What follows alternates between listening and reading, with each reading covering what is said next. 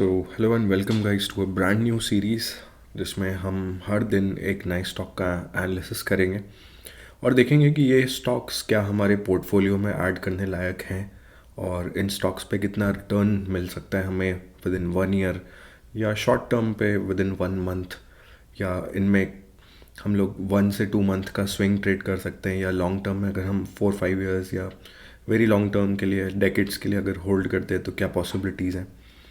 तो आज के पहले स्टॉक से स्टार्ट करते हैं जो है IDFC बैंक। नाउ इस स्टॉक से स्टार्ट करने का मेरा मोटिव ये था कि IDFC स्टॉक के बारे में हम पहली चीज़ ये नोटिस करेंगे कि इस स्टॉक ने लगभग पिछले 1 साल में कोई रिटर्न नहीं दिया है, बल्कि नेगेटिव रिटर्न्स है। सो 24 की शुरुआत से हम देखते हैं स्टॉक को, अगर आप देख सके ध्यान से तो ये स्टॉक की वैल्यू थी लगभग 2024 के स्टार्ट में ऑलमोस्ट 88 रुपीज़ पे। और मैं बहुत सारे लोगों को जानता हूँ जिनकी होल्डिंग इस प्राइस पे है और वो अभी तक भी होल्ड करके बैठे हुए हैं। तो मेरी एनालिसिस के हिसाब से अब हम डिस्कस करते हैं कि ये स्टॉक की पॉसिबिलिटीज़ क्या है। और ये सिर्फ मेरा पर्सनल ओपिनियन है, रिकमेंडेशन नहीं है। और लगभग सारे एनालिस्ट इस स्टॉक पे जो है बैड सेंटिमेंट दे चुके हैं। मैंने यूट्यूब पे रिसर्च करी, मैंने बहुत सारे वीडियोस देखे, तो लगभग सभी एनालिस्ट का इस पे सेल का कॉल रहा है। और 59 रुपीज़ का स्टॉप लॉस एट मोस्ट वो लोग कह रहे हैं कि 59 के नीचे स्टॉक जाता है तो देयर इज़ नो चांस कि आपको शॉर्ट टर्म में ये प्रॉफिट दे पाएगा। तो लेट्स सी कि मेरा एनालिसिस क्या कहता है और क्या IDFC एक अच्छा कैंडिडेट है हमारे पोर्टफोलियो में रहने के लिए, या विद इन नेक्स्ट 1 ईयर इस पे क्या रिटर्न्स मिल सकते हैं, क्या हमें होल्ड करना चाहिए। तो ये प्योरली मेरा ओपिनियन रहेगा, मैं गलत भी हो सकता हूँ, लेकिन फिर भी I am gonna give an attempt और डिस्कस करते हैं कि कैसे मैं अपने खुद के लिए स्टॉक्स पिक करूँगा और क्या क्वालिटीज़ होनी चाहिए उन स्टॉक्स में जो इस स्टॉक को एक अच्छा कैंडिडेट बनाते हैं। तो चलिए देखते हैं। तो सबसे पहले इसका मैं मंथली टाइम फ्रेम खोलूँगा। मंथली टाइम फ्रेम में आप देख सकते हैं कि मैंने यहाँ पे एक जोन मार्क करके रखा है। सो मार्केट ने पिछली बार जब ब्रेकआउट दिया था इस जोन का तो वो था लगभग ₹58-59 के जोन का। और ये वाला जो स्विंग लो है ये करीब करीब मैं बोलूँगा सेवियर है इस स्टॉक के लिए। तो इस स्विंग लो को मैं कहूँगा लगभग 52-51 का प्राइस, लगभग 50 रुपीज़ मान लेते हैं। तो अगर ये स्टॉक 50 के नीचे चले जाता है तो थोड़ी सी पॉसिबिलिटीज़ कम हो जाती हैं इस केस में कि ये स्टॉक एक सून रिकवरी दे पाएगा या नहीं। उसके बाद सेकंड फैक्टर हम यहाँ पे देखेंगे कि मार्केट में जब ये स्टॉक ने ब्रेकआउट दिया था लगभग 54 के लेवल से, तो ये लगभग जाकर डबल हो गया, 100 के प्राइस पे जाकर रुका। और जो सेंटिमेंट था, जो स्ट्रॉन्ग बाइंग आई है यहाँ पे, वो बहुत स्ट्रॉन्ग थी। तो बाइंग चॉपी बाइंग नहीं थी, ऐसा ऐसे नहीं गया स्टॉक गया बिल्कुल बहुत एग्रेशन में, बहुत डेस्परेशन में ऊपर गया है। लेकिन जब आप देखेंगे स्टॉक के नीचे आने का ट्रेंड, तो स्टॉक का नीचे आने का ट्रेंड जिस हिसाब से गया था ऊपर, उस हिसाब से उतना फास्ट नीचे नहीं आया है। ये स्टॉक गया है एकदम डेस्परेशन में ऊपर, लेकिन आया है ये स्लोली नीचे। तो ये मुझे दर्शाता है कि स्टॉक में पॉसिबिलिटीज़ हैं काफ़ी जल्दी एक अच्छी रिकवरी की। तो वो मैं क्यों कह रहा हूँ, क्योंकि ये सपोर्ट जोन के पास स्टॉक लगभग आके खड़ा हुआ है। तो मुझे लगता है कि अगर स्टॉक में ये मूवमेंट अगर रियल था और उसके बाद अगर बहुत ज़्यादा फंडामेंटल्स में चेंज नहीं आया है तो ये स्टॉक दोबारा से 90s के आसपास का हाई या 100 के आसपास का हाई दोबारा लगा सकता है। हो सकता है कि ये हमें उससे आगे के भी रिटर्न दे दे।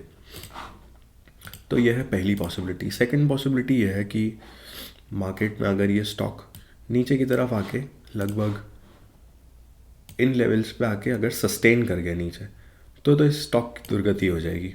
फिर उस केस में इसमें एक अप ट्रेंड आना थोड़ा सा मुश्किल हो जाएगा और ये स्टॉक बेरिश मोड में परमानेंटली चले जाएगा। Permanently means for the time being. क्योंकि अभी भी मैं बोलूँगा कि मंथली टाइम फ्रेम्स पर ये चार्ट काफ़ी बुलिश है और मैं इसमें ट्रस्ट करता हूँ। फंडामेंटल्स चेक कर लेते हैं थोड़े से। अब फंडामेंटल्स कैसे चेक करते हैं, तो मैं स्क्रीनर को देख लेता हूँ कभी कभी। बहुत अच्छे से मुझे फंडामेंटल्स तो चेक करने नहीं आते, बट स्क्रीनर के साथ हम लोग मेजर फंडामेंटल्स चेक कर सकते हैं, जैसे स्टॉक का पी रेशो, उसकी सेल्स और उसका profit quarter by quarter basis, year by year basis. तो एक रफ आइडिया लग जाता है। तो चलिए यहाँ पे देखते हैं स्क्रीनर पे कि IDFC फर्स्ट बैंक क्या कहता है। तो जैसा कि आप देख सकते हैं मार्केट कैप अच्छा है। करंट प्राइस जो है वो बुक वैल्यू से बहुत ज़्यादा नहीं है और स्टॉक का पी भी अंडर 20 मतलब this is not very much overvalued या undervalued, so this is okay. 20 के ऊपर थोड़ा सा स्टॉक ओवर वैल्यूड होना चालू हो जाता है। रिटर्न्स बहुत अच्छे तो नहीं है पर ठीक है। और उसके बाद हम इसकी देखते हैं क्वार्टरली रिजल्ट्स। तो रेवेन्यू जो है वो आप देख सकते हैं कि लगातार ऊपर की तरफ जा रहा है और प्रॉफिट्स में उतना ज़्यादा मुझे नहीं दिख रहा है एक स्टेबिलिटी। तो इट इज़ ओके। ये वाला क्वार्टर पिछला वाला काफ़ी ख़राब रहा, लेकिन ठीक है। नेट प्रॉफिट आप यहाँ पे देख सकते हैं ईयर ऑन ईयर बेसिस है। तो ईयर ऑन ईयर बेसिस ये लोग ठीक परफॉर्म कर रहे हैं। नेगेटिव बीच में हुआ था, लेकिन उसके बाद में this is performing good. On year increase ही हो रहा है। यहाँ पे थोड़ा सा डिप लगा, लेकिन जनरली इंक्रीजिंग ट्रेंड पे ही है। इनके एसेट्स भी बढ़ते जा रहे हैं ईयर ऑन ईयर। और होल्डिंग्स में देखते हैं। होल्डिंग्स में जब तक FIIs और DIIs, जहाँ तक बिग मनी इसमें इन्वॉल्व है, तब तक स्टॉक इज़ सेफ। जब तक बिग मनी इसमें इंटरेस्ट दिखा रहा है तब तक स्टॉक इज़ सेफ मेरे हिसाब से। सो पब्लिक का भी इसमें शेयर बढ़ा है। और DIIs का देखते हैं, DIIs का क्या कहता है। सो 5, 6, 7, 11, 16। सो DIIs ने भी स्टॉक में इंटरेस्ट दिखाया स्टेक लेने में। सेकेंडली FIIs का क्या ट्रेंड रहा है। सो FIIs ने भी अभी रिसेंट में दिसंबर 2024 में इसमें काफ़ी अच्छी इंक्रीज़ की है होल्डिंग। सो ये कहता है कि FIIs जो है वो रिटर्न वापस से स्टॉक में आए हैं। ये इन्फॉर्मेशन वो हमें बताती है कि FIIs दोबारा से स्टॉक में एंट्री लिए हैं। Same with DIIs। और इंक्रीज परसेंटेज भी काफ़ी अच्छा है, लगभग 5% का इंक्रीज़ है, 4 to 5% का इंक्रीज़ है। मतलब कि एट दिस पॉइंट सितंबर 2024 और दिसंबर 2024 के लेवल्स पे FIIs DIIs ने अपना इंटरेस्ट इस पर दिखाया है। तो आप देखेंगे सितंबर का लेवल ये था और दिसंबर का लेवल ये था। तो दोनों टाइम पे स्टॉक में एक बहुत फास्ट बाइंग आई थी। सो सितंबर का लेवल ये था, लगभग अक्टूबर का लेवल है। और उसके बाद यहाँ पे स्टॉक शायद गैप डाउन हुआ और गैप डाउन होने के बाद तुरंत ऊपर आ गया 59 के लेवल से। और नेक्स्ट टाइम जब ये लेवल्स दोबारा रीच हुए 59 के, तो मार्केट में अगेन अभी आप देख सकते हैं यह है जनवरी का। तो 13 जनवरी के बाद में स्टॉक में एक काफ़ी अच्छा स्ट्रॉन्ग मूव आया है और कंसोलिडेशन भी काफ़ी देर चला है यहाँ पे। देखते हैं अब इसका ब्रेकआउट अपसाइड पे आना चाहिए वैसे तो ये था मेरा IDFC फर्स्ट बैंक का एनालिसिस। इसमें सबसे सेफ जोन्स तब आ जाएंगे जब ये स्टॉक अगर इन लेवल्स को, ये क्योंकि डेली और वीकली के रेजिस्टेंस जोन्स हैं, तो अगर स्टॉक इस एरिया को लगभग 66 के प्राइस को क्रॉस कर जाता है, 66, 67, और यहाँ पे स्टेबल हो जाता है, तो हमें एक अच्छा ब्रेकआउट देखने को मिल सकता है अपसाइड की तरफ। मैंने पर्सनली अपनी होल्डिंग में से रखा हुआ है और मेरा परचेज प्राइस लगभग 62 के आसपास का है। तो फ़िलहाल तो मुझे ये लगता है कि स्टॉक में पॉसिबिलिटीज़ हैं, होल्ड करना चाहिए। एटलीस्ट प्राइस 55 के आसपास तक तो होल्ड इजीली करना चाहिए। 55 के नीचे अगर ये जाता है तो थोड़ी सी दिक्कत की बात हो जाएगी, लेकिन उसके पहले मुझे लगता है it is a safe stock to hold. बल्कि मैं बोलूँगा कि it is a very good position to buy actually, क्योंकि we are very near the monthly support और यहाँ से एक बाउंस तो डेफिनेटली स्टॉक को मिलेगा। और हो सकता है कि ये बाउंस बहुत ज़्यादा ना जाए ऊपर, 72 या 76 के आसपास आके दोबारा से मार्केट एक स्टॉक में दोबारा से एक डाउनसाइड का मूवमेंट दिखने लगे, लेकिन एटलीस्ट मंथली के सपोर्ट से यहाँ पे एक अच्छा अपसाइड का मूवमेंट आना बनता है। तो मैं एक्सपेक्ट करूँगा फंडामेंटल्स भी आर गुड, और फंडामेंटल्स पे मैं ज़्यादा डिस्कस नहीं करता, क्योंकि अगर हम चार्टिंग के बेस पे अपने डिसीजंस लेते हैं तो फंडामेंटल्स ऑलरेडी वो इंकॉर्पोरेट हो चुके हैं टेक्निकल चार्ट्स में, और टेक्निकल्स के हिसाब से मुझे ये स्टॉक इज़ लुकिंग गुड।